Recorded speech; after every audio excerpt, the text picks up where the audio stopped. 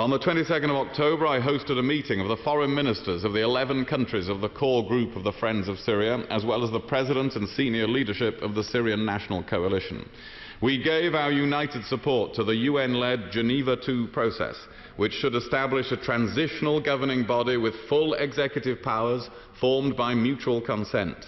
There was unanimous agreement that Assad and his close associates can play no role in a body formed by mutual consent. We also agreed to provide the National Coalition with additional political and practical support to give the Geneva Conference the best chance of success and urge the coalition to commit itself to taking part in it. It has now done that, which I strongly welcome. Last night, its members agreed by consensus at a General Assembly to attend the Geneva II talks on the basis that this meant that Assad and those with blood on their hands would have no role in a transition. In the light of this decision by the coalition, we will provide practical and political support to help them prepare to lead the opposition delegation. I will shortly lay before Parliament a proposal to increase our non-lethal support to the Supreme Military Council of General Idris. This life-saving equipment will take the form of communications, medical and logistics equipment. There can be no peaceful settlement to the conflict in Syria without a strong role for the legitimate moderate opposition. So far, we have committed over £20 million to support opposition groups, civil society, human rights defenders and media activists in Syria.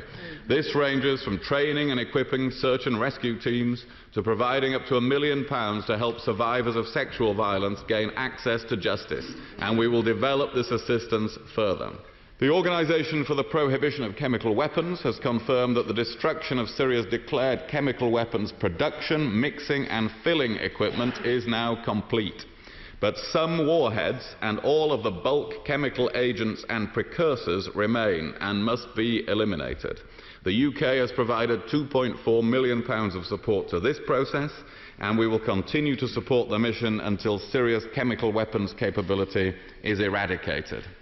Diplomatic progress on all of these issues often seems intractable and difficult, but it is vital that diplomacy succeeds, and we will persist undeterred by the frustrations and delays. At the same time, we will strongly support the Middle East peace process, which remains central to international peace and security. Mr. Speaker, we are likely to face a long period of turbulence in many areas of the Middle East in the coming years.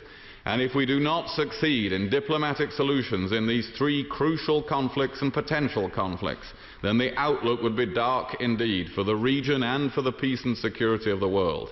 In the coming weeks, we will maintain every possible effort to succeed.